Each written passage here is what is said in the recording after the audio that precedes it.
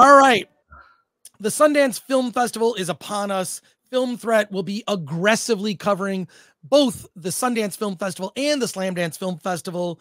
We're just going to do a short preview, and then I want to show an article. But there's a couple things I have to say. One, what films are playing at Sundance? Are there any good ones that stand out to you, Alan? Let me see. The ones, not really. Before we do that, let's actually talk about, like, I want to,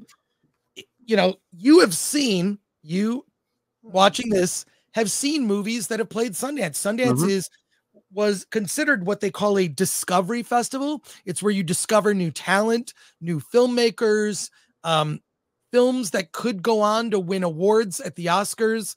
So in previous years has been a very prestigious film festival, and I do have evidence to that effect.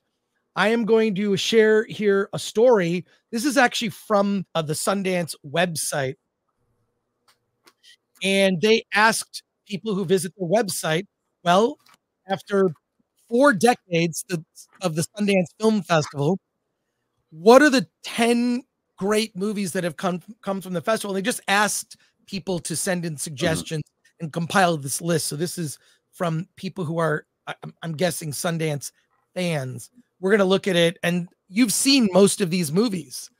I've been going to the Sundance Film Festival since the mid-90s. I have not gone in recent years, but here we go. Blood Simple by Joel and Ethan Coen from 1985. That played at Sundance. It was then called the United States Film Festival. But Blood Simple, everybody knows that movie. Y Tu Mama Tambien from 2002. Director Alfonso Cuarón. That's number 9 on this list. Moving on, Boyhood from 2014 from director Richard Linklater. Boyhood premiered at Sundance, also went on to win the Oscar that year. I'm a big Linklater fan. Additionally, Before Sunrise, 1995, Richard Linklater. That also premiered at Sundance. How about this? Sex, Lies, and Videotape from 1989. That was director Steven Soderbergh, the movie that really broke him out as a director. And this shouldn't surprise you, Memento from 2001. I was there that year that Memento came out. It was the talk of the festival. And there's Guy Pearce pictured with Christopher Nolan. That's number 5 on this list. Memento also won the Waldo Salt Screenwriting Award for Christopher Nolan. Moving on, Little Miss Sunshine.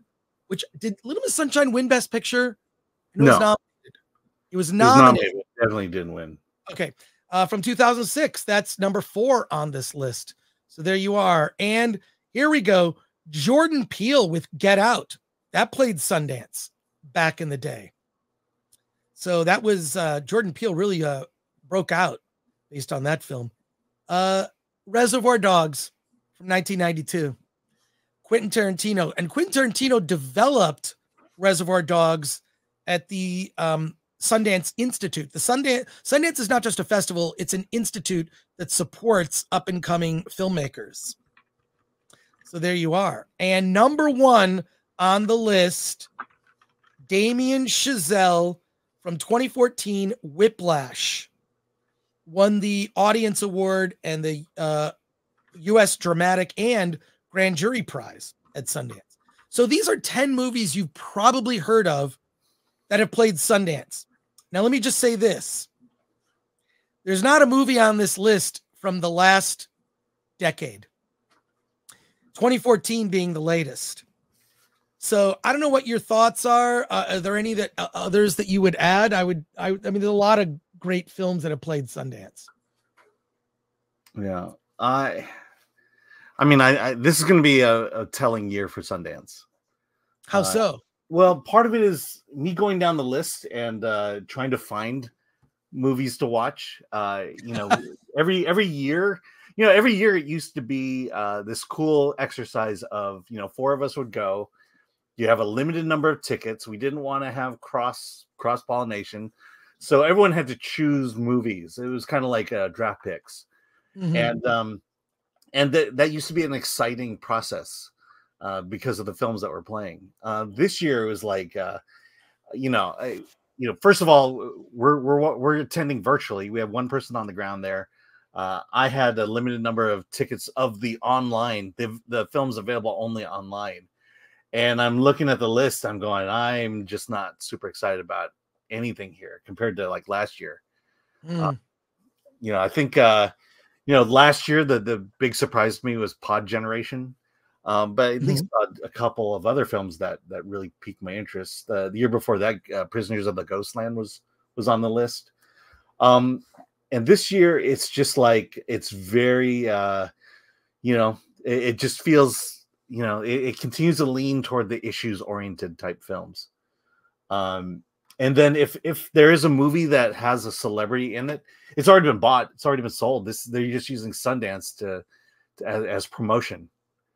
And I think that was the one single year that I actually went to Park City.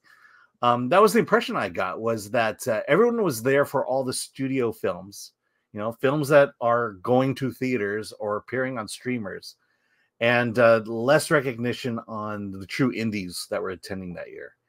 Well, this is the disappointment. This is the disappointment of Sundance over the last few years, which is why I think it's become a less significant festival.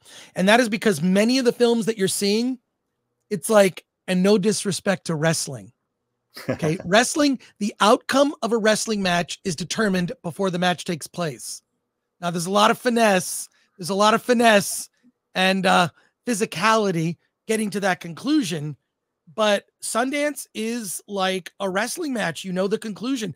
A lot of these movies are picked up for distribution before Sundance even happens. And then they make the announcement that, hey, we picked up this movie for distribution. They make the announcement at Sundance because it gets a lot of press. So it looks like people go to Sundance to buy movies. They negotiated that months ago. They're just using Sundance as a platform to announce that they picked up the film for distribution. Mm-hmm. The other thing is, I don't remember Sundance being more political at any time than now. If your politics in your film don't check a certain box or several boxes, you will not get into Sundance. And almost all documentaries that I see now are all agenda driven. They all have financiers trying to push an agenda. There was a movie about AOC that played Sundance a couple years ago that was like, oh my God, this is just a love letter to AOC, who has accomplished nothing as a congressperson. Well, last year there was a Beto O'Rourke documentary. Right. A Beto O'Rourke, who the guy's a loser. He's a loser. And he's run, I don't know. I'm not a fan of like making someone a hero, after they haven't accomplished anything yet. Let's, you know what? In 20 years, come back and let's see what AOC has accomplished, if anything. I mean, I'm looking at the basically your traditional white films, and there's a documentary about Tammy Faye Baker. There's a Devo documentary. Of course, they're gonna have the Devo documentary because people will see it. But my guess is that movie. Yeah. Well, the thing is this: I don't mind having big star-driven movies that premiere at the festival. That's great. Here's the problem. Journalists are lazy and they're not going to cover shorts. They're not going to cover the small indie movies. They're not going to cover. Does anyone even know, other than me? Does anyone even know that Sundance has a program called Frontier, the Frontier program, where they feature certain types of filmmakers, right? Like they have like this a program that, and they've had it for years, that gets virtually no attention whatsoever. So, you mentioned journalists being lazy. I will tell you this: our person on the ground there this year was there last year. The press was there. It's a 10-day festival starting Thursday, ending the following Sunday. The press was there the opening weekend, so Thursday, Friday, Saturday, Sunday, and they were gone after that. Yeah, that's how important the journalism feels about Sundance is. They can't. There's nothing of note that happens after the weekend's over. Well, I'll say this: Sundance has changed a lot, and I think that it's become very political. You have to espouse certain views if you even want a chance of your film to be accepted or even considered. And I miss the truly diverse documentaries and whatnot. And I miss them rolling the dice on a filmmaker no one's heard of just because it's a good film, not because they're checking a box, with regard to identity. I think they've overplayed that hand. So I mean, the one film on the top 10 list that stuck out to me was Get Out.